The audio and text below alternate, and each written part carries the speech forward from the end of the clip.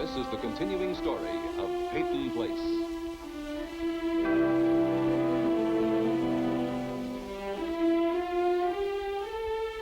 Starring Dorothy Malone as Constance Mackenzie, Ed Nelson as Michael Rossi, Mia Farrow as Allison Mackenzie, Ryan O'Neill as Rodney Harrington, Barbara Parkins as Betty Anderson, Tim O'Connor as Elliot Carson, Christopher Conley as Norman Harrington.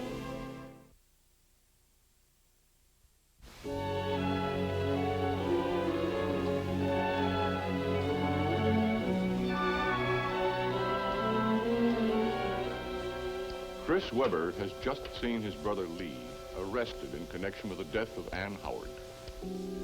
Chris is convinced that the arrest, indeed the entire case against his brother, was triggered by Allison Mackenzie. Allison came to the Webber house thinking she'd be able to talk to Chris, to apologize to him. But now, seeing him, she can't.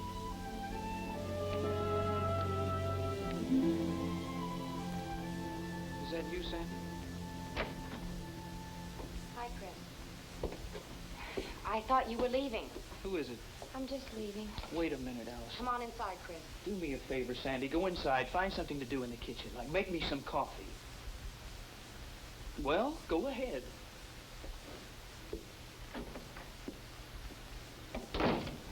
Allison? I'm still here. I can't very well run away, can I? You want to? Yes, I do. When I told you Anne didn't blind me, when I told you about my brother, I told you in confidence. I made it clear it was in confidence. Well, you wouldn't tell you yourself. You can't say I didn't try to get you to. That was my decision to make, not yours. I couldn't keep it to myself. Obviously. It was too important to her. You promised me, Allison, and you broke your promise. I trusted you. I didn't have to, but I thought I could. Chris, please. Chris, please.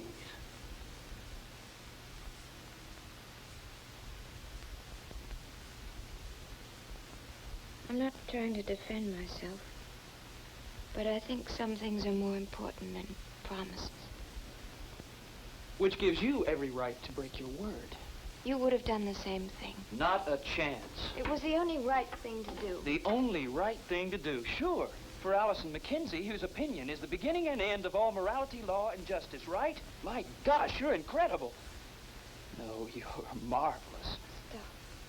I haven't even started yet. I don't want to hear the rest. Well, that's tough.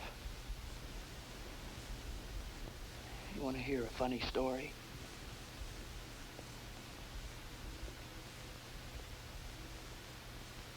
What funny story? Fairy tale type story.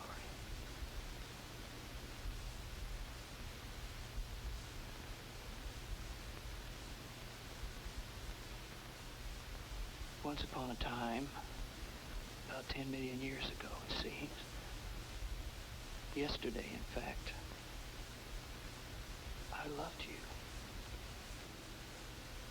Like I've never loved anyone before, Allison. Oh, no, Chris, you couldn't. It's an unworthy cop-out. I'm sorry. For leading me on? For playing with the affections of the handicapped? No, you're not. It's been an experience. I didn't do that. What did you do then? Don't answer, I'll tell you. I've got you figured out, Allison. You don't have any feelings. You've never cared for anyone in the world but the one and only Allison Mackenzie. I thought for a moment, for one deliriously happy moment, that you did. I even thought that you preferred me to the rich, the handsome, Mr. World on a String, Rodney Harrington, which you didn't. But do you know the funny thing? You didn't really care for him either. Shall I tell you why?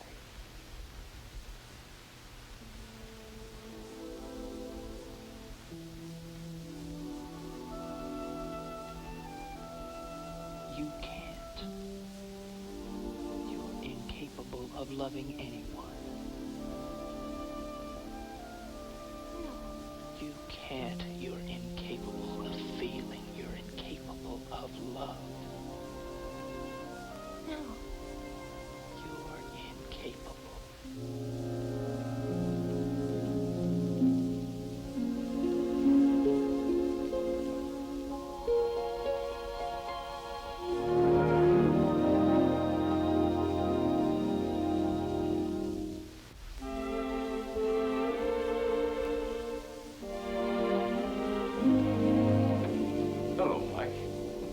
Oh, hi. I want to thank you for coming to the funeral today. And thank Connie for me. It was very kind of both of you. Well, that was no favor, Mike. We both liked Anne very much. What have you come to tell me? What action have the police taken? Well, Sergeant Goddard has told me that Lee Weber's been booked as a suspect in connection with Anne's death.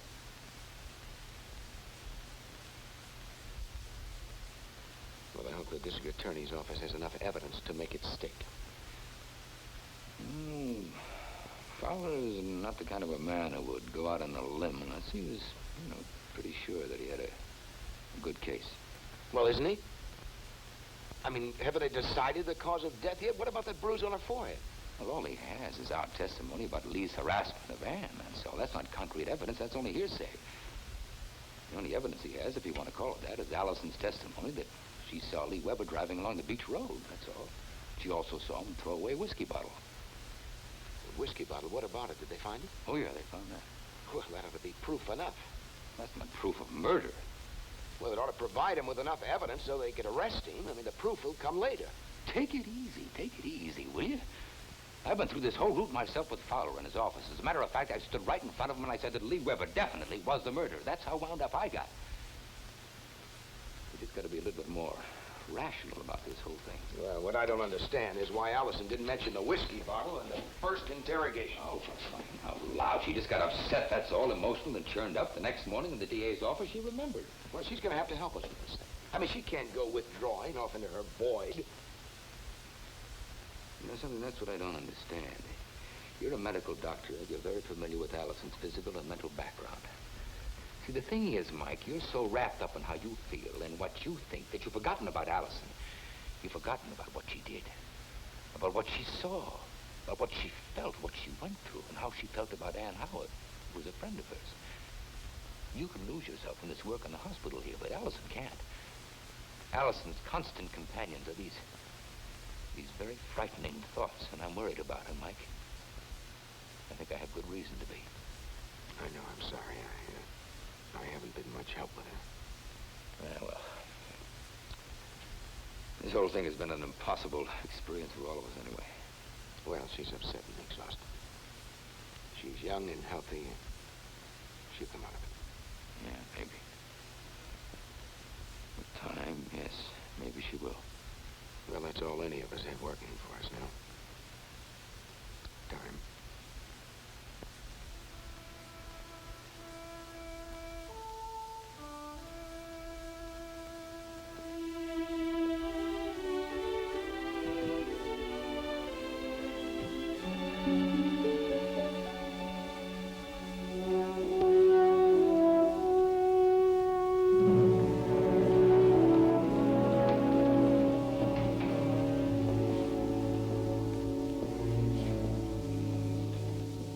Can I speak to my wife, please?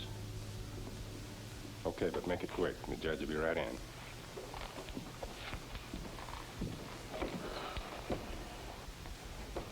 What did you find out? Allison saw you on the beach. She says it's her word against mine and yours. She says she proved it to the police. I don't know how. She's bluffing. Court will come to order. Department 3 of Peyton Place Judicial District now in session. Everyone please stand. Judge Irwin A. Chester presiding.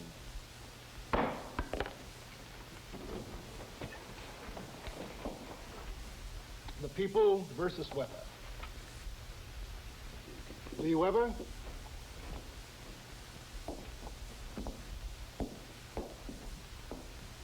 The people of this state hereby accuse Lee Weber of a felony, to wit, on or about the specified date in the county of Peyton, said Lee Weber did, there and then, unlawfully, willfully, and with malice aforethought, kill and murder one Ann Howard, a human being, thereby violating Section 189 of the penal law of this state and impairing the peace and dignity of its people. Have you been informed of your rights in this matter, Mr. Weber?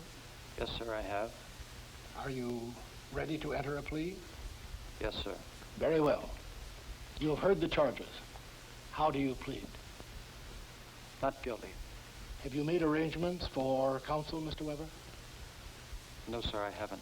Are you able to do so? Well, I'm out of work right now, sir, and I'm a little short of cash. A number of lawyers have made themselves available to this court, free of charge, Mr. Weber. They are appointed at the discretion of the court. I am going to assign Mr. W.J. Anderson of the firm of Anderson and Evans to your case. Is Stephen Court on that list? Yes, he is. I'd like to have him defend me, sir, if it's possible. If I were willing to entertain this proposal, what are your wishes in the matter, Mr. Cord? I'm afraid my personal involvement in the case would contraindicate defense of Mr. Weber, Your Honor. I see. Thank you, Mr. Cord. Pardon me, Your Honor. Can I talk to Mr. Cord for a minute? It's very important to me. Well, it's a little irregular, but in view of the grave nature of the charge, I shall allow it. Please make it brief. Court will recess for 5 minutes. Thank you, sir.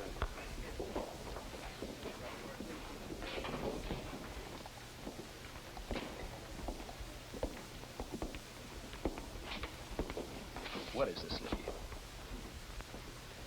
I didn't kill her. I swear I didn't kill her. I want you to defend me. I helped bring you to trial. I've given evidence that you harassed Anne. I don't care. Look, I need someone who will put up a fight for me, like you did for Rodney Harrington. I know why you took his case. You needed a chance to prove that you were good, and you did it. You cornered Stella Chernak like you'd corner a rat. And when the rules didn't work, you just threw them out. Well, I need a chance, a real chance to prove that I'm innocent. And you and I know that I'm not going to get it, not the way things are right now. This Anderson will sandwich me between chasing ambulances. What does he care?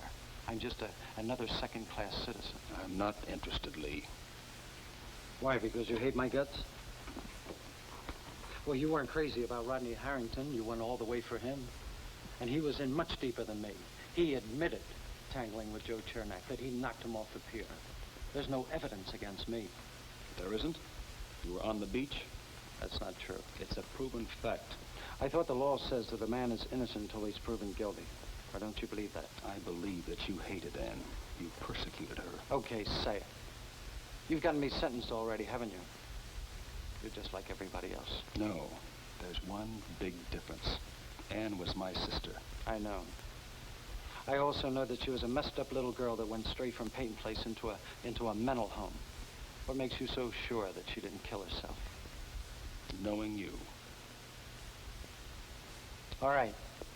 Maybe I had you figured all wrong. Maybe if I had Leslie Harrington's bankroll, you'd change your mind.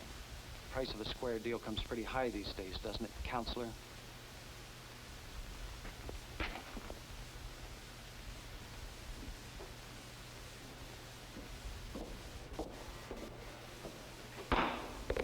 Court will resume. Well, Mr. Weber, do you wish court to furnish counsel? Yes, sir, I do. Very well. Mr. Anderson will contact you in the morning. What's the earliest date available for a preliminary hearing in this case? Thursday the 23rd at 1 p.m., Your Honor. Mr. Weber, I hereby remand you to the sheriff of Peyton County, who is ordered to bring you to this court on the aforementioned day and hour for a preliminary hearing in the charges against you. Court is adjourned.